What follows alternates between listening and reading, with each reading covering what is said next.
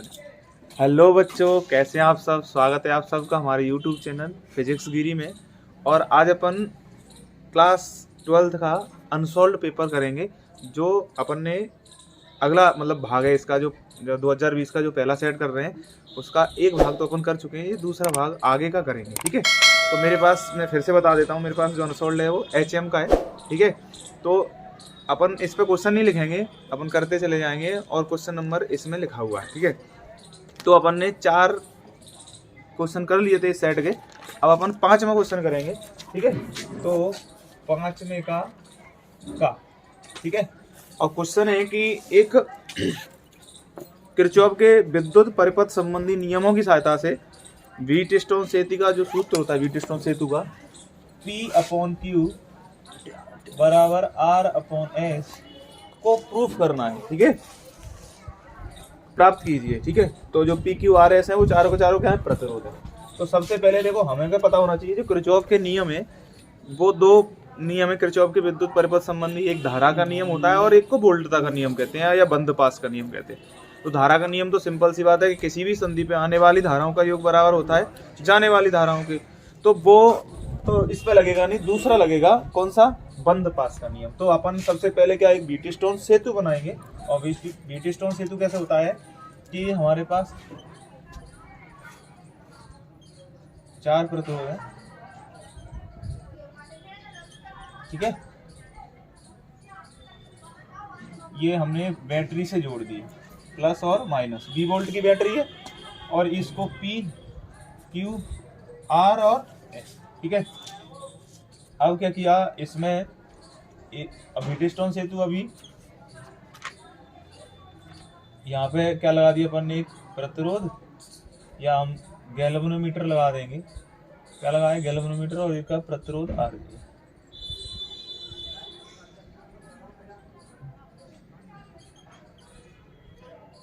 ये प्रतिरोध है। ठीक है, तो देखो हमें इसमें जब प्रतिरोध लगाऊं, ये RG प्रतिरोध है, इसमें धारा जो वेरी होगी IG होगी। तो हमें पता है कि हमें इसमें पता नहीं चल रहा है कौन श्रेणी में और कौन समांतर में। और किरचॉफ ने बताया है कि जब भी हमें ऐसा पता नहीं चलता है कि कौन श्रेणी में कौन समांतर में, तो हम किरचॉफ का बंद पास का नियम लगाते हैं, है ना, किरचॉफ का वोल्टता का नियम लगाते हैं। और वो कहता है कि किसी भी बंद पास परिपथ में, है ना, बहने वाली धारा तथा प्रतिरोध के गुणनफल का बीजगणितीय योग उस परिपथ में उपस्थित कुल विद्युत वाहक बलों के बीजगणितीय योग के बराबर होता है। मतलब अगर KVL कहें, जो किरचॉफ का बंद पास का नियम है वो क्या है, सिग्मा IR, ठीक है, बराबर सिग्मा E। या हम इसी को क्या कह सकते, sigma IR plus sigma E बराबर, दोनों लगा सकते हैं। बस हम देखेंगे कि अगर हम माइनस का चिन्ह ले लेंगे ना यहीं पे, तो अपन इसको लगा देंगे, नहीं तो इसको लगा देंगे, जो अपन को अच्छा लगेगा उसको लगाते हैं। ठीक है, तो मेरे पास, मैं पहले मैं इसको नाम दे दूं A B C D, ठीक है, E और F। ठीक है, तो मेरे पास मुझे बंद पास बनाना, तो सबसे पहले धारा मालूम किधर से किधर बहती है। तो यहाँ से मैंने धारा बाई आई, यहाँ पे पहुंची, यहाँ पे देखो एक संधि है, यहाँ पे किरचॉफ का पहला नियम लग जाएगा। देखो ये क्या है, संधि है, और संधि से इधर धारा जाएगी और इधर भी धारा जाएगी, दोनों में धारा बटेगी। तो इधर मैंने धारा भेज दी I1, तो इधर बाकी की बची I माइनस I। इधर कितनी धारा चली गई, इस I में से I1 इधर, मतलब ये 10 है तो 4 इधर चली गई, तो इधर 10 माइनस 4, 6 बची, इधर चली गई। यहाँ जाके फिर धारा बचेगी क्योंकि फिर संधि आ गई, तो फिर बटेगी। तो इधर कितनी चलेगी, IG, गैल्वेनोमीटर में धारा कितनी जाएगी, IG। और इधर कितनी चलेगी हमारी, I1 में से कितनी चलेगी, IG। ठीक है, और इधर धारा देखना, ये इधर से IG आई और इधर से कौन सी आई, I माइनस IG, तो इधर जुड़ जाएगी, तो I minus I1 plus IG। और यहाँ पे धारा आके इधर वाली भी दोनों जुड़ जाएंगी, और धारा टोटल कितनी हो जाएगी, फिर से आई।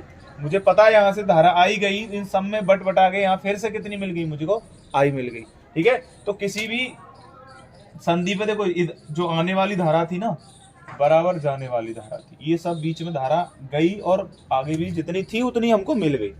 अब हम बंद पास बनाएंगे। देखो एक बंद पास तो हमें ये दिख रहा है ABDA, और दूसरा बंद पास हमको ये दिख रहा है कौन सा, CDBC। 2 ही लेंगे क्योंकि हमें 2 ही धाराएं दिख रही है, I और I1। ठीक है। तो दो एक, और अगर हमें और भी ज्यादा अगर धारा ले रखी है तो हमें और भी ज्यादा एक और बंद लूप बना सकते हैं यहाँ से, F A B C E F, ठीक है, ये भी बना सकते हैं, एफ ए डी सी ई। तो हम बंद पास कोई भी बना सकते हैं। बंद पास का मतलब ये है कि जहां से शुरू कर रहे हैं, क्लोज्ड लूप बनाना है अपन को, जहां से शुरू कर रहे हैं वहां पे लौट के आ जाओ, वही तुम्हारा क्या हुआ, क्लोज्ड लूप हो गया, बंद पास हो गया। तो किरचॉफ का जो नियम कहता है बंद पास का, वो कहता है कि, और इसमें धारा के चिन्ह देख लो, अगर हम धारा की दिशा में जा रहे हैं, ठीक है, तो क्या लेंगे अपन, देखो बेसिकली क्या होता है मैं बता देता हूँ, इसमें जो अपन करते हैं, जैसे बेसिकली क्या होता है कि अगर हम इस लॉ को लगाएंगे, ठीक है, तो क्या होगा कि अगर हम धारा की दिशा में जा रहे हैं, ये आर है और इधर धारा बह रही है आई आर, इधर हाई वोल्टेज होता है, इधर लो वोल्टेज होता है, तो अगर देखेंगे तो वैसे चिन्ह कैसा आना चाहिए, लो माइनस हाई करेंगे तो माइनस का आई आर आएगा, पर हम कौन सा लेंगे, हम ये वाला रूल लगाएंगे तो हमें प्लस का लेना है। और अगर धारा विपरीत दिशा में बह रही है, ये क्या है, आर है और धारा ऐसे बह रही है, तो हाई और इधर हाई और हो जाएगा और इधर लो हो जाएगा, क्योंकि हम तो इधर जा रहे हैं और वोल्टेज धारा किधर बहती है, हाई वोल्टेज से लो वोल्टेज की ओर, तो इधर प्लस आई आर लेना है। अगर हम बैटरी में प्लस चिन्ह में माइनस में निकलेंगे, प्लस से माइनस में, तो माइनस का ई लेना है, ठीक है, और अगर हम प्लस में निकलेंगे तो हमें क्या लेना है, प्लस का ई लेना है। ये चिन्ह का ध्यान रखना है अपन को, ठीक है। तो या तो ये लगा दो, ये लगाएंगे तो ये वाले चिन्ह यूज करने पड़ेंगे, और ये वाला लगाएंगे तो ऑटोमेटिक देखो माइनस इसकी आई आर की जगह माइनस आई आर आएगा, तो उसको उधर ले जाओगे तो बराबर हो जाएगा, ठीक है। तो फिर हम अपना चीज बदल सकते हैं कि अगर धारा की दिशा में जा रहे हैं तो प्लस का ले लेंगे, और धारा की विपरीत दिशा में जा रहे हैं तो माइनस का ले लेंगे, ठीक है। तो हम ये वाला लगाएंगे और ये वाला लगाएंगे, तो हम क्या करेंगे, हम इसको नहीं यूज करेंगे, हम करेंगे जब धारा की दिशा में जा रहे हैं तो हम प्लस लेंगे, और जब धारा की विपरीत दिशा में जा रहे हैं, मतलब अपोजिट डायरेक्शन में जा रहे हैं, तो माइनस लेंगे, उल्टा लेंगे, क्योंकि हम ये वाला यूज कर रहे हैं। ये जो ए वाला है वो इसमें यूज कर सकते हैं, ठीक है, इसमें इस वाले में। तो मैं क्या करता हूँ, मैं वही करता हूँ। देखो हम यहाँ से चले ए से, तो बंद पास क्लोज लूप कौन सा, ए बी डी ए, कौन सा, ए बी डी ए। अब ए बी डी ए में चलेंगे तो यहाँ से चले ए से, तो ए से बी गए तो कहाँ, प्रतिरोध तथा धारा, धारा इसमें कितनी I1, तो प्रतिरोध तथा धारा मतलब P गुणा I1, ठीक है। अब फिर आए हम धारा की दिशा में आ रहे हैं, यहाँ से फिर यहाँ पहुंचे, यहाँ से फिर आए, तो इधर देखो प्रतिरोध तथा धारा प्लस IG RG, ठीक है, ठीक है ना। अब क्या कर रहे हैं, देखो एक्चुअल में ये जो है ना, ये है हमारा सही, ठीक है। जो समेशन V होता है वो बराबर 0 होता है। इसको हमने लगा लिया है क्योंकि कंफ्यूजन होता है कभी कभी कि धारा की दिशा में जाएं तो कैसे लेना है, तो हम वैसे लेते कैसे, माइनस लेते हैं, पर हम कैसा ले रहे हैं, प्लस ले रहे हैं, क्योंकि जिससे दिक्कत ना हो, हमें कंफ्यूजन ना हो कि धारा की दिशा में जाएंगे तो कैसा चिन्ह लेंगे। धारा की दिशा में प्लस और धारा की विपरीत दिशा में माइनस, अपोजिट माइनस और सेम डायरेक्शन में जा रहे हैं तो प्लस ले रहे हैं, तो अपन उल्टा लेके चले, ठीक है। अब इधर आ गए, देखो धारा इधर बह रही है, अपन इधर जा रहे हैं, मतलब विपरीत दिशा में जा रहे हैं। तो बंद पास तो ऐसे है ना, ऐसे ऐसे और ऐसे, तो विपरीत दिशा में जा रहे हैं, तो हम क्या लेंगे, माइनस का कौन सा है, आर प्रतिरोध है, आई माइनस I1 बराबर, इस पूरे बंद पास में कोई बैटरी लगी है, नहीं लगी है, तो क्या 0, क्योंकि कोई विद्युत वाहक बल नहीं है, कोई विद्युत वाहक बल नहीं है। तो इसको मैंने समीकरण क्या दे दिया, फर्स्ट, या मैं और सॉल्व कर लेता हूँ, इसको और सॉल्व करूंगा, नहीं मैं दे देता हूँ फर्स्ट, समीकरण फर्स्ट है। अब क्या मैं बंद पास कौन सा लूं, बंद पास कौन सा, दूसरा वाला कौन सा, ए वाला, C D B C, C D B C से। तो यहाँ से चलूंगा, देखो मैं इधर चल रहा हूँ, धारा इधर बह रही है, तो मैं क्या करूंगा, माइनस का चिन्ह लूंगा, विपरीत दिशा में माइनस लूंगा, तो माइनस के I minus I1 plus IG, ठीक है, और इंटू प्रतिरोध का है S, ठीक है। अब मैं जाऊंगा उधर, धारा की देखो धारा नीचे आ रही है, मैं ऊपर चल रहा हूँ, तो माइनस का लूंगा विपरीत दिशा में, तो माइनस के IG RG, ठीक है। अब मैं धारा की दिशा में आ रहा हूँ और धारा भी उधर ही बह सेम दिशा में, मतलब प्लस का क्या, I1 माइनस IG इंटू क्या, Q बराबर, देखो इस बंद पास में भी कोई बैटरी है, नहीं है, कोई विद्युत वाहक बल नहीं है, तो 0, ठीक है। अब मैं क्या करूँ, मेरे पास दो समीकरण मिल गए मुझे, और दो समीकरण है, तो मुझे संबंध निकालना है। तो मैं क्या करूंगा, देखो इसकी शर्त क्या है, व्हीटस्टोन सेतु की शर्त यह है कि मान लेते हैं कि यदि बीच वाले तार से कोई धारा नहीं बह रही है, ये इस वाले तार से कोई धारा नहीं बह रही है, तो व्हीटस्टोन सेतु संतुलित अवस्था में होगा। यदि IG 0 है, तो अब क्या होगा, तब P अपॉन क्यू बराबर R अपॉन एस होगा। अब हम उल्टा भी कह सकते हैं कि यदि P अपॉन क्यू बराबर R अपॉन एस है तो बीच वाले तार से कोई धारा नहीं बहेगी, बीच वाले तार से इससे कोई धारा नहीं बहेगी। ठीक है, तो अगर मान लें कि इस तार से कोई धारा नहीं बह रही, कोई धारा नहीं बह रही है, तो IG का मान रख देंगे 0। तो IG बराबर 0 समीकरण 1 तथा 2 में रखने पर रखेंगे तो क्या हो जाएगा, P गुणा I1 प्लस देखो 0, इसकी जगह 0 रख दिया, IG की जगह 0 हो गया, प्लस माइनस के I minus I1 into R बराबर 0। ठीक है, तो इसको मैं उधर ले जाऊंगा तो P गुणा I1 बराबर माइनस का प्लस हो जाएगा R into I minus I1, ये समीकरण 3। अब मैं क्या करूंगा, इसमें IG 0 रखूंगा इसमें, तो यहाँ पे 0, यहाँ पे 0 और यहाँ पे 0, तो मेरे पास क्या बचेगा, माइनस का मैं डायरेक्ट लिख देता हूँ I minus I1 into S minus plus ये वाला प्लस I1 गुणा Q। ठीक है, बराबर अभी कुछ नहीं, अभी मैं इसको बराबर कितना है 0, इसको मैं उधर ले जाऊंगा तो मेरे पास आ जाएगा I1 इंटू क्यू बराबर I minus I1 into S, समीकरण 4। मैं क्या करूं, समीकरण 3 को समीकरण 4 में भाग देता हूं, तो इसमें 3 का भाग दे देता हूं, तो I1 मैं क्या करूं, ठीक है, समीकरण 3 में 4 का भाग देने पर, और भाग दूंगा तो क्या होगा देखना, I1 से I1 कट जाएगी और I माइनस I1 से I1 कट जाएगी, क्या बचा ऊपर, क्या बचा P, नीचे क्या बचा Q बराबर इधर क्या बचा R बट्टे S। तो ये मेरा प्रूफ हो गया किससे, किरचॉफ के बंद पास के नियम का उपयोग करके, किरचॉफ के परपति संबंधी नियमों का उपयोग करके मैंने व्हीटस्टोन सेतु को प्रूफ कर लिया कि P अपॉन Q बराबर R अपॉन S होता है। ठीक है ना, ये क्वेश्चन हो गया हमारा। अब अपन नेक्स्ट क्वेश्चन पे आते हैं, और नेक्स्ट क्वेश्चन क्या है कि वैद्युत अनुनाद किसे कहते हैं, और श्रेणी अनुनादी परपति की सहायता से अनुनादी आवृत्ति के व्यंजक प्राप्त करना। ठीक है, तो मैं साफ कर देता हूं इसको।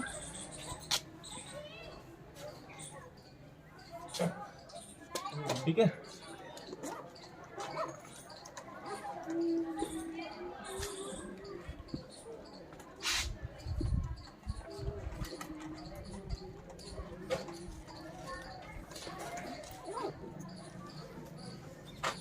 क्वेश्चन है कि 5वें का था है, कह रहा है कि विद्युत अनुनाद किसे कहते हैं। देखो विद्युत अनुनाद क्या होता है कि जब मतलब किसी भी विद्युत परिपथ में एक निश्चित आवृत्ति पर धारा का मान अधिकतम हो जाए, उसी को क्या कहते हैं, विद्युत अनुनाद कहते हैं। मैं ग्राफ बना देता हूँ, ये विद्युत अनुनाद, ये आवृत्ति और धारा के बीच में ग्राफ है।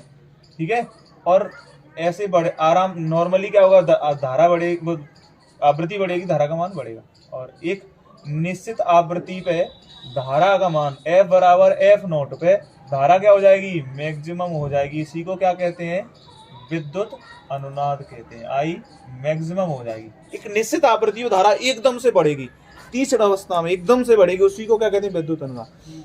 अनुनाद समझते हो क्या होता है, अनुनाद होता है कि जब किसी स्रोत की आवृत्ति उसकी प्राकृतिक आवृत्ति के बराबर हो जाएगी ना, वहां अनुनाद हो जाएगा। ठीक है, मतलब इसका क्या है, जैसे पुल पे अगर सेना जा रही है और परेड करते हुए नहीं निकलेगी, क्यों नहीं निकलेगी, क्योंकि जब हम, ठीक है, जब वो परेड कर रहे हैं तो उनके पैरों की जो आवाज़ है टप टप के, तो उससे आवृत्ति जो होगी और पुल की आवृत्ति से मैच कर जाएगी, तो वहाँ पुल टूट जाएगा, अनुनाद हो जाएगा, वो तो अनुनाद है। पर विद्युत अनुनाद क्या होता है कि जब किसी परिपथ में, ठीक है, जो आवृत्ति है एक निश्चित आवृत्ति पे धारा एकदम बढ़ जाए, उसी को अनुनाद कहते हैं। अब बात आती है, वो कह रहा है कि किसी प्रत्यावर्ती अनुनादी मतलब श्रेणी क्रम अनुनादी वो है, ठीक है ना, इसी में LCR होता है ना, LCR, ये L C और R एक परिपथ है। ठीक है, तो उसमें वो कह रहा है आवृत्ति का व्यंजक स्थापित करो, ये L C और ये R है, ये प्रत्यावर्ती धारा स्रोत लगाए V बराबर V0 साइन ओमेगा t।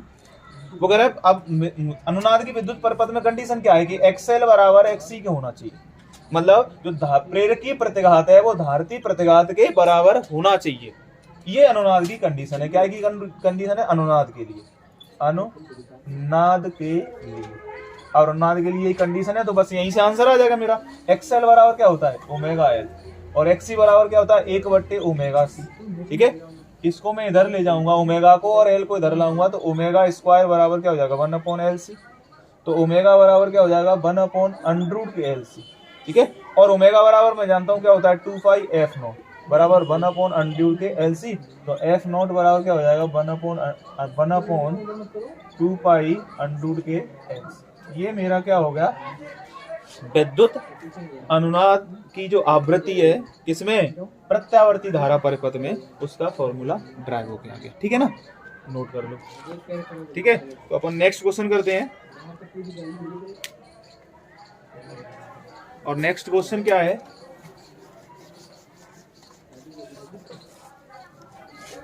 पांचवें का है गा। क्या कह रहा है कि समांतर प्लेट संधारित्र की धारिता का व्यंजक प्राप्त कीजिए जबकि प्लेटों के बीच आंशिक रूप से परावैद्युतांक भरा हो। मतलब क्या है कि मान लो समांतर प्लेट संधारित्र कहलाए, क्या है समांतर प्लेट संधारित्र की धारिता का व्यंजक प्राप्त करना है, धारिता। ठीक है, तो ये समांतर प्लेट है। समांतर प्लेट मतलब इस पे एक पे कैसा आवेश है प्लस और एक पे कैसा आवेश है माइनस। ठीक है, इन दो प्लेटों के बीच की दूरी d है। ठीक है, इसके बीच में k परावैद्युतांक भरा हुआ है आंशिक रूप से। ठीक है, और इस प्लेट का क्षेत्रफल कितना है a है और इस पे आवेश कितना है प्लस q और इस पे आवेश कितना है माइनस q। तो हमें क्या ज्ञात करना है कि विद्युत धारिता ज्ञात करनी है, धारिता का व्यंजक प्राप्त करना है। तो हम क्या करें, हमें क्या पता है, हम इस विद्युत क्षेत्र हमने समांतर प्लेट संधारित्र एक प्लेट के कारण, एक आवेशित प्लेट के कारण विद्युत क्षेत्र पढ़ा है, उस क्या होता है sigma upon epsilon 2 epsilon not एक प्लेट के कारण। ठीक है, तो मैं देखूंगा कि विद्युत क्षेत्र कितना होगा इन प्लेटों के बीच में। तो मैंने यहाँ देखा और यहाँ देखा विद्युत क्षेत्र, तो इस धनावेशित के कारण विद्युत क्षेत्र की दिशा इधर और ऋणावेशित के कारण इधर, मतलब यहाँ पे विद्युत क्षेत्र कितना है 0। इधर भी देखो ये धनावेशित इसको धक्का मारेगा, ऋणावेशित इसको खींचेगा, मतलब इधर भी विद्युत क्षेत्र कितना 0। यहाँ पे देखेंगे ये धनावेशित इसको धक्का मारेगा और ऋणावेशित को खींचेगा, मतलब यहाँ विद्युत क्षेत्र है और विद्युत क्षेत्र है तो विभव भी होगा और विभव होगा तो धारिता आ जाएगी। ध्यान देना, मैं जानता हूँ तो कुल विद्युत ई टोटल निकालना है, वो क्या होगा E1 प्लस E2, दोनों एक ही दिशा में। ठीक है, तो और मैंने पढ़ा है कि इसके एक प्लेट के कारण समान क्या होता है सिग्मा अपॉन 2 एप्सिलॉन नॉट। इसके कारण भी कितना होगा, इस वाली प्लेट के कारण ये और इस वाली प्लेट के कारण भी सिग्मा अपॉन 2 एप्सिलॉन नॉट। तो मेरे पास एलसीएम कितना आ गया 2 एप्सिलॉन नॉट। ठीक है, तो क्या आ जाएगा सिग्मा प्लस सिग्मा बराबर 2 सिग्मा अपॉन 2 एप्सिलॉन नॉट। 2 से 2 कट गया, तो मेरे पास जो विद्युत क्षेत्र आ गया वो क्या आ गया सिग्मा अपॉन एप्सिलॉन नॉट। पर ये कब आया है, जब निर्वात में। ये किसके लिए आया है, निर्वात के लिए, निर्वात के लिए। अगर वो कह रहा है कि इसके बीच में आंशिक रूप से परावैद्युतांक भरा है, और परावैद्युतांक भरा है मतलब माध्यम है, और माध्यम के लिए क्या हो जाएगा विद्युत क्षेत्र का मान, माध्यम के लिए क्या हो जाएगा E बराबर सिग्मा बट्टे एप्सिलॉन नॉट इंटू के। ये माध्यम के लिए विद्युत क्षेत्र हो गया। ठीक है, अब मैं जानता हूं विद्युत क्षेत्र निकाल लिया, मैं विभव निकाल सकता हूं, इसके बीच में पोटेंशियल कितना होगा, विभव कितना होगा। E बराबर मैं जानता हूं विभव प्रवणता से B बट्टे D होता है बराबर सिग्मा बट्टे एप्सिलॉन नॉट इंटू के। तो यहाँ से V बराबर क्या हो जाएगा sigma D upon epsilon not into. ठीक है, मेरे पास विभव भी आ गया। ये समीकरण फर्स्ट था, इसको मैंने समीकरण सेकंड मान लिया। अब मुझे धारिता निकालनी है C, और मैं जानता हूं हम जानते हैं C बराबर क्या होता है Q बट्टे V होता है। तो मैं क्या करूंगा समीकरण 3 में V का मान उठा के रख दूंगा। तो मेरे पास मैंने क्या किया कि V का मान समीकरण 3 में रखने पर, ठीक है, तो क्या हो जाएगा C बराबर Q बट्टे V का मान क्या रखना है sigma D upon epsilon not into के। इसको कहाँ ऊपर पहुंचा दो, तो C बराबर क्या हो जाएगा Q epsilon not K upon sigma D, और सिग्मा बराबर जानता हूँ Q बट्टे A होता है, इसको यहाँ रख दूंगा। तो C बराबर क्या हो जाएगा Q epsilon not K upon Q बट्टे A इंटू D। ये A कहाँ पहुंच जाएगा ऊपर, Q से Q कट जाएगा। तो C बराबर क्या हो गया एप्सिलॉन नॉट A K बट्टे D, जहाँ पे A क्या है प्लेट का क्षेत्रफल, K क्या है परावैद्युतांक और D क्या है प्लेटों के बीच की दूरी। ठीक है, एरिया क्या है प्लेटों का क्षेत्रफल, के क्या है परावैद्युतांक, और डी है प्लेटों के बीच की दूरी, प्लेटों के बीच की दूरी। ठीक है, ये 5वें का घा हो गया। ठीक है, एकदम क्लियर हो गया, नोट कर लो। ठीक है, तो मैं साफ कर देता हूं। अगला जो क्वेश्चन है,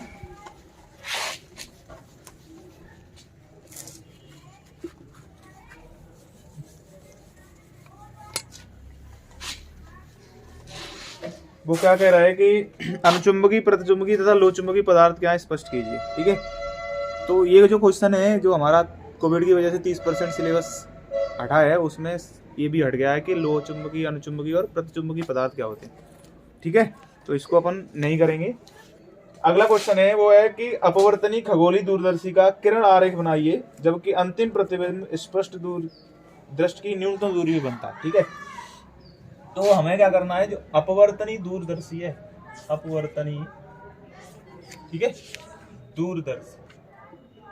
देखो दूरदर्शी क्या है, सबसे पहले दूरदर्शी होती है कि दूरदर्शी एक ऐसा प्रकाशिक यंत्र है जो वस्तु को पास दिखा देता है, मतलब वस्तु को पास देखने, मतलब बहुत दूर स्थित कोई वस्तु है उसको पास दिखा देता है, उसका प्रतिबिंब मतलब उसको पास लेके आ जाएगा तो वो अपने आप बड़ी दिखने लग जाएगी।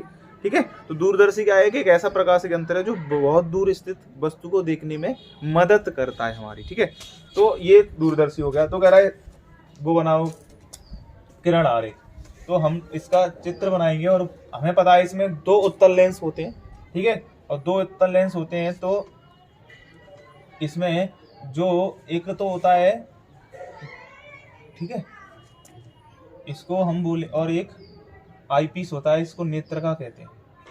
क्या होता है, एक तो आई पीस होता है और एक ये ऑब्जेक्टिव लेंस है, मतलब वस्तु के पास वाला लेंस है। ठीक है,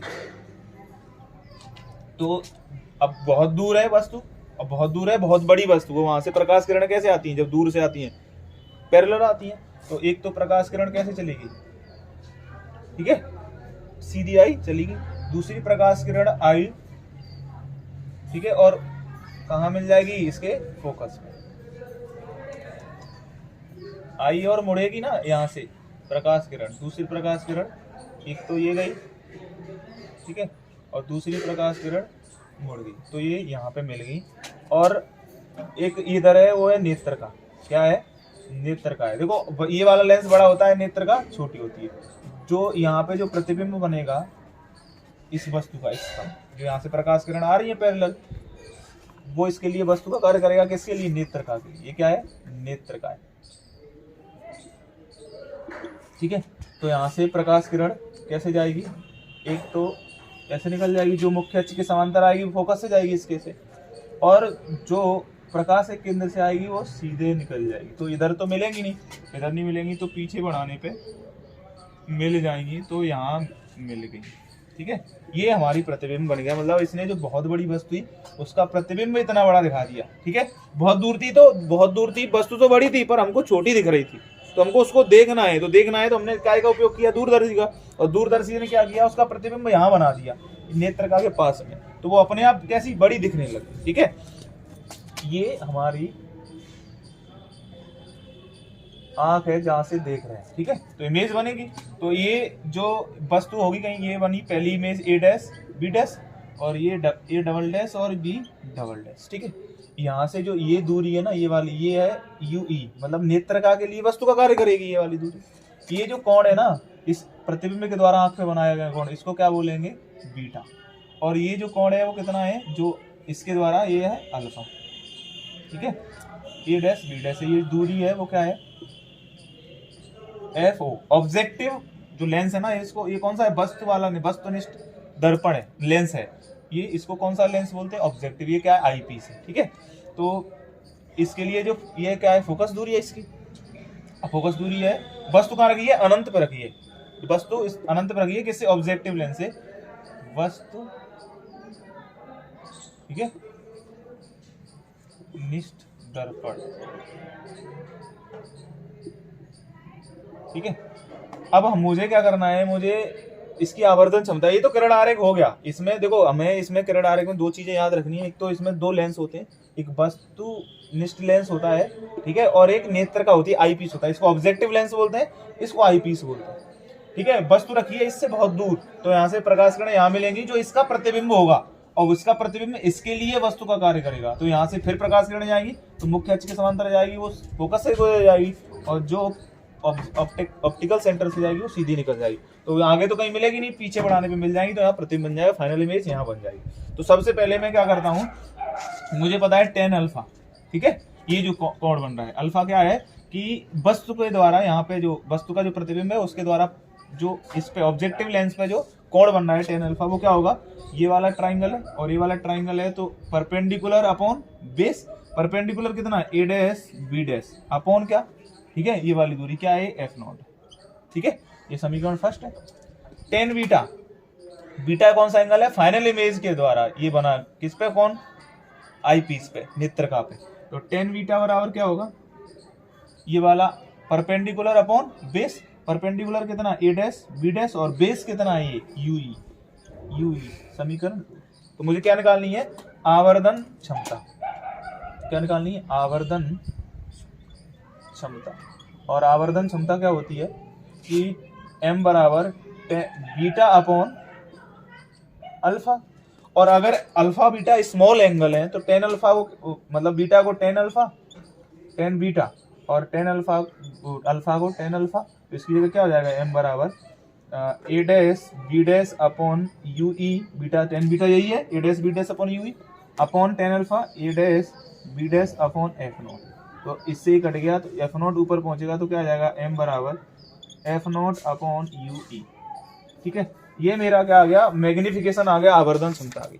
अब उसने, ये तो आवर्धन क्षमता का सूत्र आ गया, उसने पूछा है कि आवर्धन क्षमता तब ज्ञात करो जब अधिकतम आवर्धन होता है, ठीक है, किसके, अधिकतम आवर्धन की स्थिति में, किसके लिए, अधिकतम आवर्धन के लिए, आवर्धन के लिए। बेटा अधिकतम आवर्धन हम जानते कब होगा, जब वस्तु कहाँ रखी हो। देखो अधिकतम आवर्धन मतलब सबसे बड़ी वस्तु कब दिखेगी, जब वो कहाँ पे रखी हो, डी पर 25 सेंटीमीटर दूर पे। अरे यार हमको पता है कि ये, समझो बात को, कि कोई चीज बहुत दूर है वो हमें छोटी दिखाई देगी, भले वो कितनी भी बड़ी हो, है ना, उसको जैसे ही पास लाते चले जाएंगे उसका मतलब वो हमें बड़ी दिखती चली जाएगी, और जैसे ही 25 पे आ जाएगी वो मैक्सिमम दिखेगी, उसके बाद वो कम दिखेगी, उसके बाद वो ब्लर हो जाएगी, दिखेगी ही नहीं। तो अधिकतम आवर्धन कम होगा जब वस्तु कहाँ रखी हो, 25 सेंटीमीटर, और 25 सेंटीमीटर क्या है, स्वस्थ मनुष्य के जो नेत्र है उसकी वो दूरी है, मिनिमम डिस्टेंस है, न्यूनतम दूरी है, ठीक है। तो हमें कब अधिकतम आवर्धन कब दिखेगा, जब प्रतिबिंब कहाँ बने, डी पर, ठीक है, और वस्तु तो कहाँ रखी है, u बराबर ue पे, माइनस का ue, तो हम लगा देंगे कोई लेंस सूत्र से, और 1/fe इसकी, ये इसकी फोकस दूरी fe है और इसकी फोकस दूरी कितनी है, f0 है। तो 1/fe बराबर 1 क्या, प्रतिबिंब की जगह d माइनस 1 ue, इससे कट जाएगा, ठीक है। और देखो तो क्या हो जाएगा, इसको मैं क्या करूंगा, मुझे क्या u बराबर निकालना है, तो इसको मैं इधर ले आऊंगा, ठीक है, इसको इधर ले आऊंगा। तो इसका देखो, इसका जो प्रतिबिंब बन रहा है वो इधर बन रहा है लेफ्ट साइड में, तो ये भी कैसा होगा, माइनस का, ठीक है, माइनस का होगा, तो इसको मैं इधर भेज दूंगा। तो 1/ue बराबर प्रतिबिंब, बस प्रतिबिंब कहाँ बनना है, डी पे, प्रतिबिंब का बनना है डी पे, तो माइनस डी लेंगे क्योंकि प्रतिबिंब बन कहाँ रहा है, इधर बन रहा है। तो 1/ue बराबर 1/fe प्लस 1/d, इसको इधर लाएंगे तो माइनस की प्लस हो जाएगी। अब मुझे काय का मान निकालना है, FO/UE, तो मैं FO का पूरी संख्या में गुणा कर दूंगा, तो FO/UE बराबर क्या हो जाएगा, 1 FO प्लस FE, ठीक है, प्लस FO/D, ठीक है। तो मैं क्या कॉमन ले लूँ पूरी संख्या में से, FO/UE बराबर कॉमन ले लूँ, FO प्लस FE कॉमन ले लूंगा, तो क्या आ जाएगा 1 प्लस FE/D, ठीक है। मेरे पास ये काय का मान आ गया, FO/FE का, इसकी जगह कहाँ रख दूंगा, m की जगह, तो m बराबर फॉर्मूला आ जाएगा मेरे पास FO/FE 1 प्लस FE/D। ये काय के लिए आ गया, अधिकतम आवर्धन के लिए, काय के लिए आ गया, अधिकतम आवर्धन। बेटा बहुत इंपॉर्टेंट है। ठीक है ना। अधिकतम आवर्धन के लिए। न्यूनतम आवर्धन कब होता, जब प्रतिबिंब का अवंता अनंत हो, जब बहुत दूर लगी वस्तु तो हमें कम सबसे छोटी दिखाई देगी, तब उसकी स्थिति को लेते हैं, पर वो पूछी नहीं हमें इस क्वेश्चन में। ठीक है, नोट कर लो। ठीक है, अगला क्वेश्चन है, करते हैं अपन। तो ये तो दूरदर्शी की आवर्तन क्षमता का हो गया। जो अगला क्वेश्चन है वो अथवा में दिया है। ठीक है, और वो सूक्ष्मदर्शी है। और सूक्ष्मदर्शी क्या करता है, सूक्ष्मदर्शी एक ऐसा प्रकाशिक यंत्र है जो छोटी वस्तु को बड़ा देखने में मदद करता है। ठीक है, तो इसमें भी दो उत्तल लेंस होते हैं संयुक्त सूक्ष्मदर्शी में। ठीक है, तो क्वेश्चन में कह रहा है कि किसी संयुक्त सूक्ष्मदर्शी में एक संयुक्त सूक्ष्मदर्शी बनाएंगे तो एक इसमें भी एक ऑब्जेक्टिव लेंस होता है और एक आई पीस होता है। ठीक है, ये नेत्र का है और ये ऑब्जेक्टिव लेंस है। इसकी जो एफ ई है दी है वो 6.25 सेंटीमीटर और एफ नॉट दी है 2 सेंटीमीटर। ठीक है, तो इसमें मान लो यहाँ वस्तु रखी है, तो यहाँ से प्रकाश किरण ऐसे आई, वो जाके फोकस पे गुजरी, और दूसरी प्रकाश किरण कहाँ से गई, ऐसे, तो यहाँ मिल गई, ये इमेज बन गई। इसके लिए अब इसकी जो इमेज है, देखो यहाँ से ये डिस्टेंस कितनी है, v नॉट है। ठीक है, मतलब इस जो ऑब्जेक्टिव लेंस है, ये जो कौन सा वस्तु वाला लेंस है, ठीक है, ये कौन सी डिस्टेंस है, u नॉट है। ये कौन सी दूरी है, v नॉट है। वो अब ये जो प्रतिबिंब है ना, a डैश b डैश, ये a है और ये b है, a डैश b डैश, इसके लिए नेत्रका के लिए वस्तु का कार्य करेगा। तो यहाँ से प्रकाश किरण जाएगी, वो ऐसे निकल जाएगी फोकस से, और एक सीधी जाएगी, वो ऐसे निकल जाएगी। तो आगे तो कभी मिलेगी नहीं, पीछे बढ़ाने पे मिलती हैं, और पीछे बढ़ाने पे जो मिलती है, जो इमेज बनती है वो इतनी और बड़ी बनेगी। ठीक है, तो ये फाइनल इमेज हमारी बनी, जो क्या करता है, छोटी वस्तु को बड़ा रखने में मदद करता है। अब ये तो क्वेश्चन है, तो इसका रे डायग्राम हो गया, यहाँ पे आंख बनी है। ठीक है, यहाँ से हम देख रहे हैं, तो कह रहा है कि इतनी फोकस दूरी के तो लेंस हैं, उत्तल लेंस। ठीक है, और एक दूसरे से कितनी दूरी पर रखे हुए हैं, 15 सेंटीमीटर दूरी। मतलब ये किसका मान दिया है, v नॉट, और ये डिस्टेंस क्या है, ue। तो किसका मान दिया है, v नॉट प्लस ue बराबर दिया है 15 सेंटीमीटर। ठीक है, किसी वस्तु को अविदृश्य से कितनी दूरी पर रखा जाए, किसी वस्तु को इससे, ये तो u नॉट पूछा हमको, क्या पूछा, e नॉट। वस्तु को अविदृश्यक से कितना है, ये अविदृश्यक लेंस कौन सा है, अविदृश्यक लेंस, ये क्या है, नेत्र का। ठीक है, इससे कितनी दूरी पर रखा जाए कि अंतिम प्रतिबिंब स्पष्ट दृष्टि की न्यूनतम दूरी बने। कि वस्तु को कहाँ रखें, कि जो प्रतिबिंब है वो कहाँ बने, जो v e है वो कहाँ बने, d पर, d मतलब 25 सेंटीमीटर दूरी पर बने। ठीक है, और उस केस में हमें आवर्धन क्षमता भी पूछी। देखना, बड़ा ही मजेदार सवाल है, ध्यान देने की बात। ठीक है, मुझे u नॉट पूछा है, तो सबसे पहले देखो मुझे v नॉट प्लस ue का मान पता है, एफ ई भी मुझे पता है। तो अगर मुझे वी ई पता है, तो मैं यहाँ से यू ई निकाल लूँ। तो मैं फॉर्मूला लगाता हूँ इसके लिए, नेत्रका के लिए लेंस सूत्र लगाता हूँ। लेंस सूत्र नेत्रका के लिए क्या होता है, 1/FE बराबर 1/BE प्लस 1/UE। ठीक है, 1/FE का मान कितना है, 6.25। अरे यार 6.25 तो दी है। UE का, B का मान कितना है, D मतलब 25 सेंटीमीटर। ठीक है, और ये इधर बनना है तो कैसा होगा, माइनस का। ठीक है, और ये कितना है, -1/, ठीक है, माइनस के, ये माइनस का है, देखो इधर ये प्रतिबिंब किधर बनना है, माइनस, मतलब इधर माइनस के लेंगे, और ये यूई। ठीक है, इसको मैं इधर ले आऊं तो मेरे पास बचेगा माइनस के 1/यूई बराबर क्या हो जाएगा, 1/6.25 प्लस के 1/25।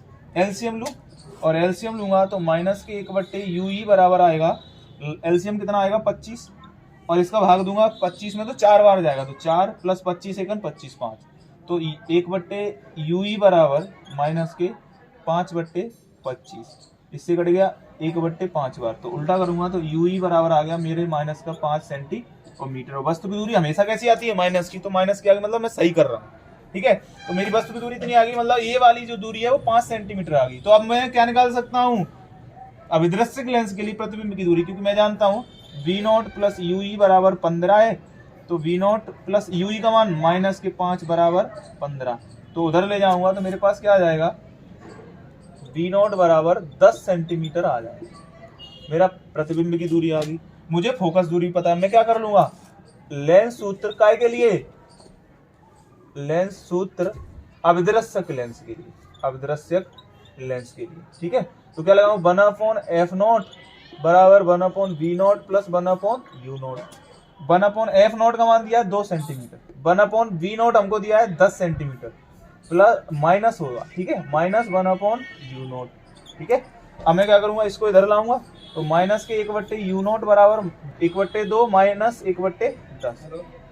ठीक है, तो माइनस 1/u0 बराबर क्या आएगा, एलसीएम 10 आएगा, कितना, 2 पंजे 10 माइनस 10 एकम 10, तो माइनस के 1/u0 बराबर आ गया 4/10। ठीक है, तो उल्टा करूंगा तो u0 बराबर आ जाएगा माइनस के 10/4 माइनस के 2.5 माइनस के 2 तो u0 बराबर आ गया माइनस के 2.5 सेंटीमीटर। बेटा यहाँ पे 10 प्लस का क्यों लिया, देखो यहाँ पे माइनस के 25 लिया, तो यहाँ देखो, यहाँ इस वाले लेंस के लिए, अभिदृश्यक लेंस के लिए b0 a है, राइट में दाईं ओर है। ठीक है, तो प्लस का लेंगे, और अब इसका के लिए जो फाइनल इमेज है वो किधर है, इधर है। ठीक है, प्रतिबिंब इधर बनेगा, तो ये लेफ्ट साइड में है, तो माइनस का लेंगे। अब मुझे पूछा है कि इसके लिए आवर्धन और बताओ। बेटा किस अधिकतम स्थिति, जब बस प्रतिबिंब डी पर बनता है, न्यूनतम दूरी बनता है, तब वो अधिकतम आवर्धन की स्थिति होती है, किसकी, अधिकतम आवर्धन की स्थिति होती है। और इसमें फॉर्मूला क्या होता है आवर्धन क्षमता का, m बराबर m0 1 प्लस डी बट्टे m बराबर m0 कितना, m0 भी नहीं पता, m0 होता क्या, v0 upon u0 1 plus D बट्टे fe। ठीक है, तो m बराबर v0 का मान 10, u0 का मान 2.5। ठीक है, कैसा, माइनस का, इंटू क्या, 1 प्लस डी का मान 25 बट्टे fe का मान 6.25। ठीक है, तो अगर मैं क्या करूं, इसका इससे 4 बार कट गया और इससे 5 बार कट गया। ठीक है, 4 बार, सॉरी, तो 4 1 5, तो m बराबर कितना आ गया, 4 गुणा 5 बराबर m बराबर आ गया 20 आ गया मेरा क्या, अधिकतम आवर्धन। बहुत मजेदार क्वेश्चन है, नोट कर लो। ठीक है, तो अपन अब अगला क्वेश्चन करते हैं, और अगला क्वेश्चन क्या है कि प्रकाश के ध्रुवण से क्या तात्पर्य है, 2 पोलराइड A और B परस्पर लंबवत हैं, तो तीसरा पोलराइड किस प्रकार रखा जाए कि निर्गत B प्रकाश की तीव्रता पे तीव्रता का अनुपात 1/32 है। जो प्रकाश का ध्रुवण है वो हमारे सिलेबस में है नहीं। ठीक है, तो इसको भी हम नहीं पढ़ेंगे। ठीक है, तो अगला क्वेश्चन करते हैं, इसका अथवा में दिया है कि हाइगेंस के द्वितीयक तरंगिकाओं के सिद्धांत से क्या समझते हैं। ठीक है, तो मैं इसको साफ कर देता हूं। ठीक है,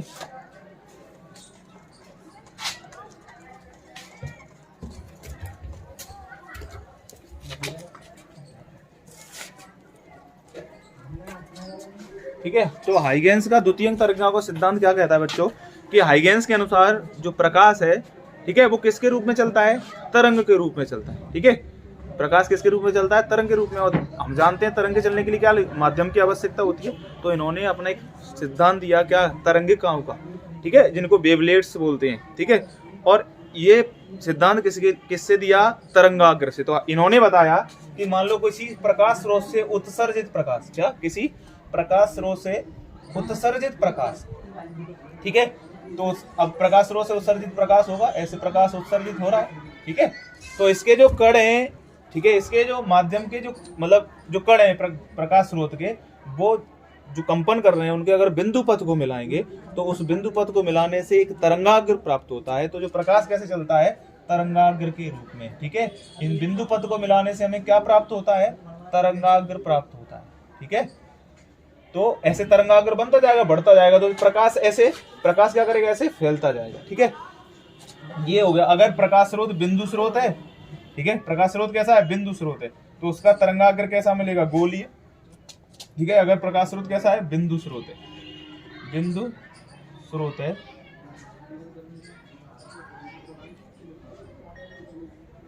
ठीक है, तो कैसा है प्रकाश, जो तरंगाग्र कैसा मिलेगा, गोलीय।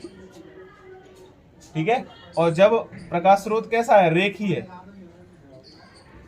तो प्रकाश कैसा मिलेगा, तरंगाग्र बेलनाकार। ठीक है, और जब प्रकाश स्रोत कैसा, समतल है, कैसा है, समतल है, मतलब बहुत दूर से प्रकाश आ रहा है, तो कैसा मिलेगा अपन को, सॉरी, प्रकाश स्रोत कैसा है, बहुत दूर है, बहुत दूर है, बहुत दूर स्थित है,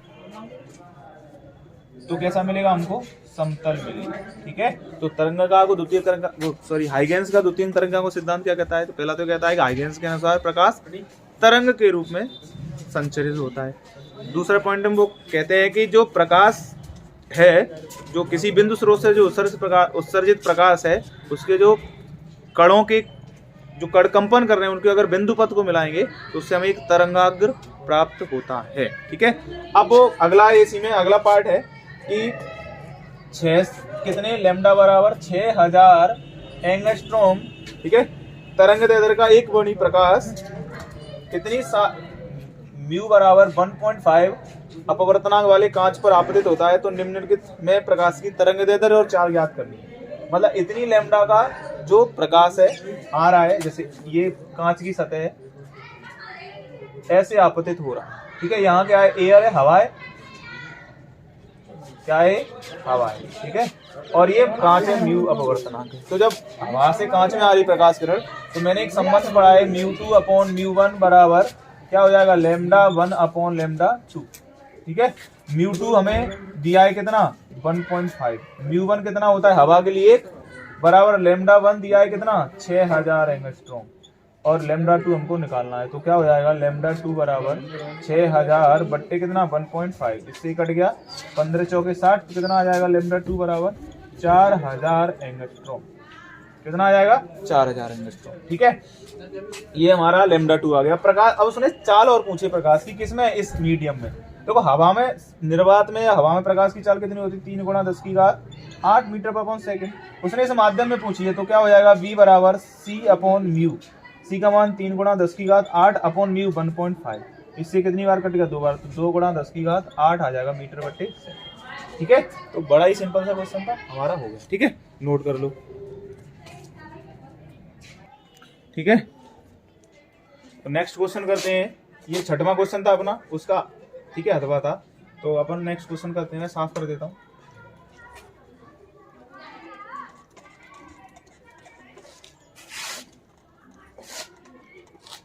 और नेक्स्ट क्वेश्चन क्या है कि 7वां क्वेश्चन है अनसोल्ड का। ठीक है, कि प्रकाश विद्युत प्रवाह के नियमों का उल्लेख करो। ठीक है, तो कि प्रकाश विद्युत प्रवाह, हम जानते हैं प्रकाश विद्युत प्रवाह क्या होता है कि जब भी किसी धातु की सतह पे, ठीक है, हम प्रकाश आपतित कराएंगे, फोटोन डालेंगे, प्रकाश आपतित कराएंगे, तो उस धातु की सतह से इलेक्ट्रॉनों का उत्सर्जन होने लग जाता है। इस घटना को प्रकाश विद्युत प्रवाह कहते हैं। ठीक है, और ये होता किस वजह से है? ये लाइट के जो प्रकाश है उसके पार्टिकल नेचर की वजह से होता है, कण प्रकृति की वजह से होता है। ठीक है, तो वो कहता है उसके नियम को उल्लेख करो। नियम क्या कहते हैं कि जो प्रकाश विद्युत प्रवाह है वो कैसी घटना है? एक तात्क्षणिक घटना है। कैसी घटना है?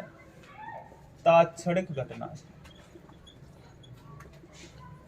ठीक है, और क्या कहता है? प्रकाश विद्युत प्रवाह के जो प्रकाश विद्युत धारा जो प्रवाहित होगी वो तीव्रता के सीधे समानुपाती होगी। जो प्रकाश विद्युत धारा होती है वो डायरेक्टली प्रोपोर्शनल है किसके? प्रकाश की तीव्रता। मतलब तीव्रता बढ़ाते जाएंगे तो धारा का मान भी बढ़ता जाएगा, प्रकाश की तीव्रता। ठीक है, ये हो गया, दूसरा नियम हो गया। ठीक है, ये प्रकाश विद्युत प्रवाह की नियम है। ठीक है, और क्या कहता है कि जो प्रकाश विद्युत प्रभाव है वो एक बार में, मतलब जो फोटोन आ रहा है, फोटोन के रूप में जो ऊर्जा आ रही प्रकाश की, वो एक बार में एक इलेक्ट्रॉन से टकरा कर ही अपनी संपूर्ण ऊर्जा स्थानांतरित कर देता है। ठीक है, जो फोटोन आ रहा है वो एक बार में एक इलेक्ट्रॉन से टकराए, एक फोटोन एक इलेक्ट्रॉन से टकराएगा और अपनी पूरी की पूरी ऊर्जा को ट्रांसफर कर देगा इलेक्ट्रॉन को, जिससे इलेक्ट्रॉन सतह से बाहर आ जाए। ठीक है, और क्या है कि जो प्रकाश विद्युत प्रवाह की जो धारा है, विद्युत धारा, ठीक है, वो आवृत्ति पे निर्भर नहीं करती है। क्या? जो विद्युत धारा है, कौन सी? प्रकाश विद्युत धारा, जो किस पे निर्भर नहीं करती है? आवृत्ति पे। आवृत्ति पर निर्भर नहीं करती है, निर्भर नहीं करती है। और क्या है? ठीक है, जो प्रकाश विद्युत धारा है वो निरोधी विभव पर भी निर्भर नहीं करती है, निरोधी विभव पर, ठीक है, निर्भर नहीं करती है। ठीक है ना, तो जो प्रकाश विद्युत प्रवाह के नियम हो गए। अब कह रहा है तीव्रता आई तथा न्यू आवृत्ति का प्रकाश विद्युत प्रवाह W कार्यफलन वाले धातु के पृष्ठ पर पड़ता है, तो प्रकाश विद्युत धारा तथा फोटोन इलेक्ट्रॉन अधिकतम ऊर्जा का मान किस किस प्रकार परिवर्तित होता है, आपतित प्रकाश की तीव्रता भिन्न भिन्न है तब क्या होगा, और आवृत्ति भिन्न भिन्न है तब क्या होगा। ठीक है, तो सबसे पहले जो आइंस्टीन ने जो प्रकाश विद्युत ऊर्जा समीकरण दिया, देखो वो क्या है कि मान लो ये धातु की प्लेट है ना, और इस पे हमने क्या सूर्य का प्रकाश मतलब आपतित करा है H में, तो इसका कुछ भाग कहाँ चला जाएगा, कार्यफलन में, और कुछ भाग इस पे कहाँ चला जाएगा, इलेक्ट्रॉन को काइनेटिक एनर्जी गतिज ऊर्जा प्रोवाइड कराने, और कुछ इस टक्करों में खर्च होगा Q में। तो जो दी गई ऊर्जा, तो ऊर्जा संरक्षण के सिद्धांत से जो दी गई मतलब ऊर्जा को ना तो उत्पन्न हो रही है ना नष्ट हो रही है, मतलब जो ऊर्जा हमने दी वो इन सब चीजों में खर्च हो गई, तो मतलब काय में KE में प्लस W में और प्लस Q में। अगर मान लेंगे जो टक्कर हो रही है इलेक्ट्रॉन के बीच में पूर्णतः प्रत्यास्थ है, तो Q का मान लगभग कितना हो जाएगा, 0 हो जाएगा, और Q जब 0 हो जाएगा तो मेरे पास जो गतिज ऊर्जा है वो क्या हो जाएगी, अधिकतम हो जाएगी, और गतिज ऊर्जा अधिकतम हो जाएगी, यहाँ रखेंगे तो KE मैक्सिमम बराबर क्या हो जाएगा, H न्यू माइनस W, क्या हो जाएगा, H न्यू माइनस W। ये आ गया किस किस पे निर्भर कर रही है, तो इसके दो ग्राफ बनते हैं, एक तो ठीक है, एक ग्राफ बनता है किसमें, ये किसका ग्राफ है, प्रकाश विद्युत धारा तथा आवृत्ति उसका विभव का। ठीक है, किसके बीच में, प्रकाश विद्युत धारा तथा विभव के बीच में ग्राफ। ठीक है, तो एक तो है जब तीव्रता भिन्न भिन्न है, कौन सी, जब तीव्रता भिन्न हो, तीव्रता का प्रभाव। तीव्रता का प्रभाव कैसे पड़ेगा कि तीव्रता बढ़ाने पे, ठीक है, तीव्रता बढ़ाने पे धारा तो बढ़ती है, कौन सी, प्रकाश विद्युत धारा, धारा तो बढ़ती है लेकिन निरोधी विभव पर कोई फर्क नहीं पड़ता। ये IP1, IP2 और IP3, ये क्या है, I1 तीव्रता, I2 तीव्रता और I3 तीव्रता। तो तीव्रता बढ़ाने पर क्या धारा का मान तो बढ़ता है, तीव्रता बढ़ा रहे हैं, धारा बढ़ रही है, लेकिन संतृप्त धारा बढ़ रही है, लेकिन निरोधी विभव पे कोई फर्क नहीं पड़ रहा है। तो निरोधी विभव, एक बात क्लियर होगी कि निरोधी विभव काय पे निर्भर नहीं कर रहा है, तीव्रता पे निर्भर नहीं करता। ठीक है, तो निरोधी विभव फिर किस पे निर्भर करता है, आवृत्ति का प्रभाव, काय का, आवृत्ति का प्रभाव। आवृत्ति में क्या होगा कि प्रकाश किरण डालेंगे, मतलब ग्राफ है किसके, प्रकाश में तो धारा के बीच में और वोल्टेज के बीच में। ठीक है, तो इसमें क्या होता है, धारा समान रहती है, निरोधी विभव बढ़ेगा, मतलब आवृत्ति बढ़ाने पर निरोधी विभव बढ़ता है। देखो धारा कैसी मिली, एक ही IP, संतृप्त धारा एक ही हो रही है, ये न्यू1 है, ये न्यू2 है और ये न्यू3 है, माइनस के V01, माइनस के V02 और माइनस के V03। मतलब जो निरोधी विभव है उसका ऋणात्मक मान बढ़ता है, किसका, आवृत्ति बढ़ाने पे, लेकिन धारा नहीं बढ़ती। तो प्रकाश विद्युत धारा है वो आवृत्ति पे निर्भर नहीं करती है। ठीक है, तो ये प्रभाव है किसके, प्रकाश विद्युत के। ठीक है, गतिज ऊर्जा, देखो आवृत्ति समान और क्या भिन्न भिन्न है, अब तीव्रता भिन्न भिन्न है तब तो ये ग्राफ है, और जब तीव्रता समान है और आवृत्ति भिन्न भिन्न है तब ये ग्राफ। ठीक है, नोट कर लो। तो अगला क्वेश्चन करते हैं। ठीक है, अगला क्वेश्चन है, साफ कर देता हूं,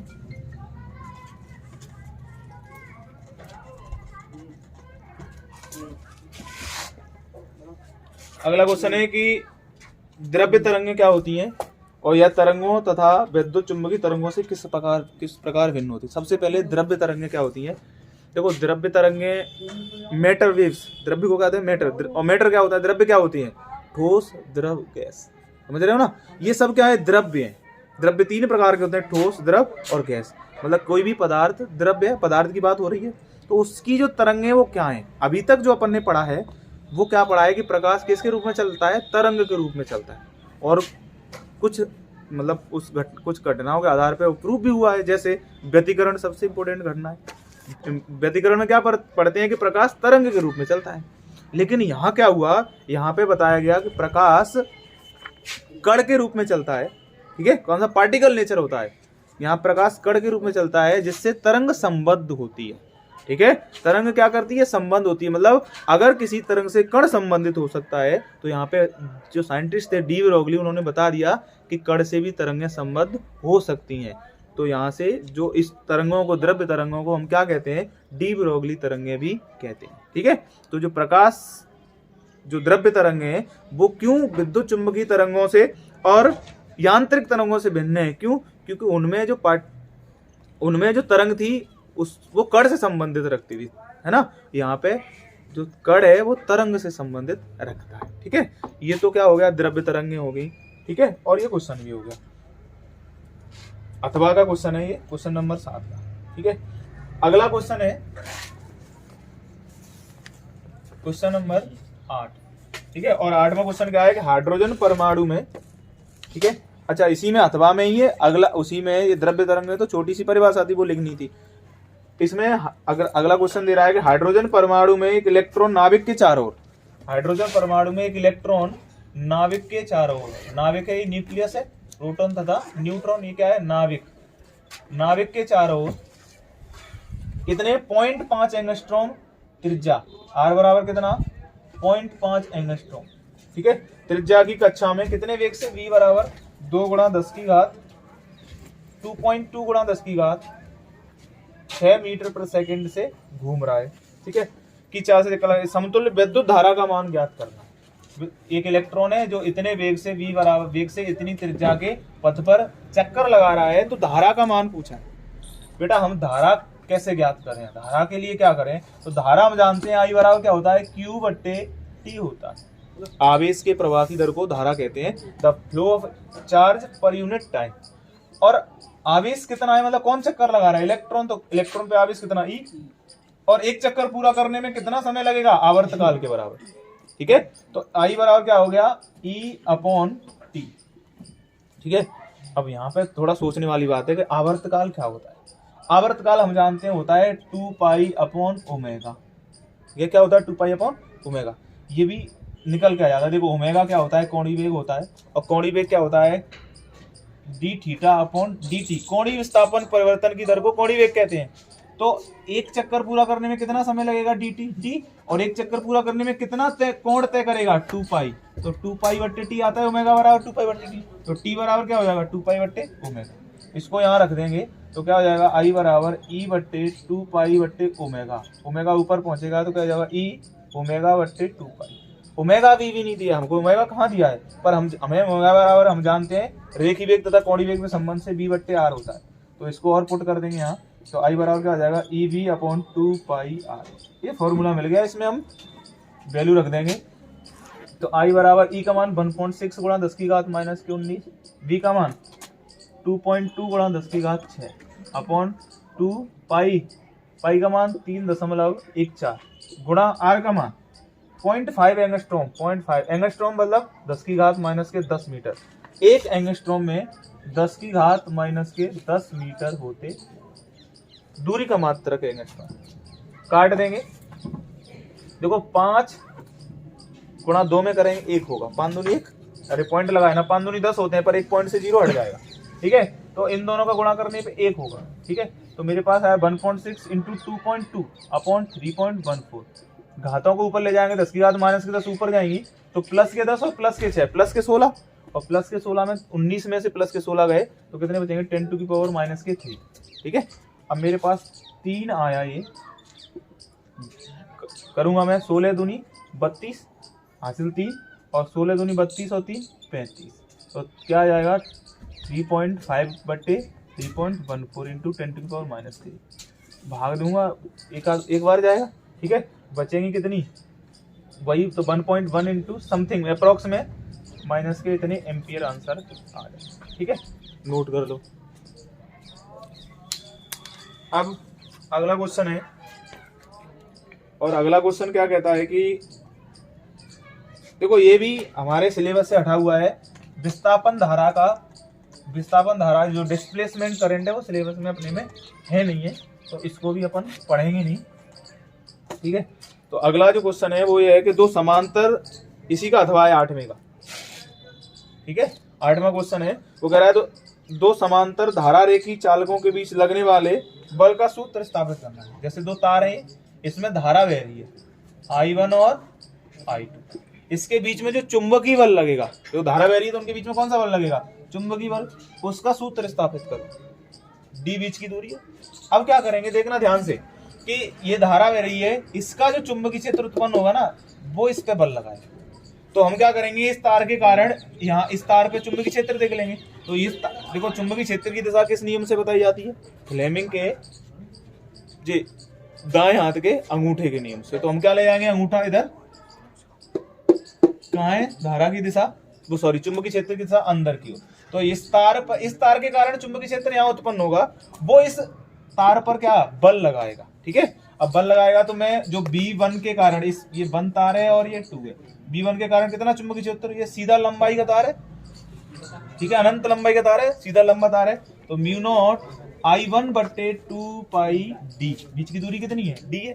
ठीक है, अब इसका ये जो इसका इस तार का जो चुंबकीय क्षेत्र है वो इस तार पे क्या लगाएगा, बल लगाएगा। तो F2 ठीक है 1 या F पहले के कारण दूसरे पे, पहले के कारण दूसरे पे क्या निकलेगा, I2 B1 into L sign देखो कितना 90। तो चुंबकीय क्षेत्र कहाँ है, अंदर, और L कहाँ है, ऐसे ऐसे बन रहा है। ठीक है, कैसे बन रहा है, ऐसे। तो कितना एंगल है 90 का, तो साइन 90 का मान 1। तो F21 बराबर क्या हो जाएगा, I2 B1 का मान, B1 का मान ये रहा म्यू नॉट I1 बट्टे 2 पाई D इंटू L। तो मेरे पास फॉर्मूला क्या आ गया, F21 बराबर mu naught I1 I2 upon 2 पाई D इंटू L। ये मेरे पास बल का फॉर्मूला आएगा जब दो तार कैसे लगे हो, समान। ऐसे ही इसके कारण इस पे निकाल लूंगा, इसके कारण इस पे निकालूंगा तो F21 ठीक है क्या निकलेगा, पहले की धारा दूसरे का चुंबकीय क्षेत्र इंटू L इंटू साइन, तो 90 है ही भाई। देखेंगे कैसे, इस तार के कारण इस पे चुंबकीय क्षेत्र देखना है, क्योंकि इस तार का चुंबकीय क्षेत्र इस पे बल लगाएगा। तो ये धारा की दिशा और उंगलियां क्या बताएंगी, चुंबकीय क्षेत्र जो कहाँ है, बाहर की ओर। तो इस तार पे चुंबकीय क्षेत्र कहाँ होगा, बाहर की ओर। ठीक है, और बाहर की ओर होगा तो वो कितना होगा, B2 बराबर वही म्यू नॉट I2 अपॉन 2 पाई D। इसको कहाँ रख दूंगा, इस समीकरण में। ठीक है, तो F21 बराबर क्या हो जाएगा, I1 into mu naught I2 बट्टे 2 पाई D इंटू क्या L, साइन 90 का मान 1। तो F21 बराबर कितना, म्यू नॉट I1 I2 बट्टे 2 पाई D इंटू L। तुम समझ पा रहे हो कि बल तो दोनों का, इस तार के कारण इस पे और इस तार के कारण इस पे, दोनों पे परिमाण में कैसा आया, समान। दिशा और देख लेते हैं कि कैसी होगी। ठीक है, दिशा देखेंगे, धारा कहाँ जा रही है, बल की दिशा फ्लेमिंग के बाएं हाथ के नियम से। चुंबकीय क्षेत्र कहाँ है इस तार में, बाहर। तो ये वाली उंगली क्या बाहर, धारा किधर बह रही, ऊपर। तो बल किधर लगेगा, इधर लगेगा। ठीक है, तो बल किधर लगेगा, इधर। F21 इधर। F12 देखेंगे, धारा चुंबकीय क्षेत्र कहाँ है इसमें, अंदर। ठीक है, धारा कहाँ बह रही है, ऊपर। तो बल किधर लगेगा, इधर। तो ये क्या हो गया, इधर लगेगा F12। परिमाण में समान और दिशा में विपरीत है, मतलब F12 बराबर होगा माइनस F21 के। और कैसा बल लग रहा है, जब धारा सीधे तारों में बह रही है, एक ही दिशा में बह रही है, आकर्षित बल लग रहा है।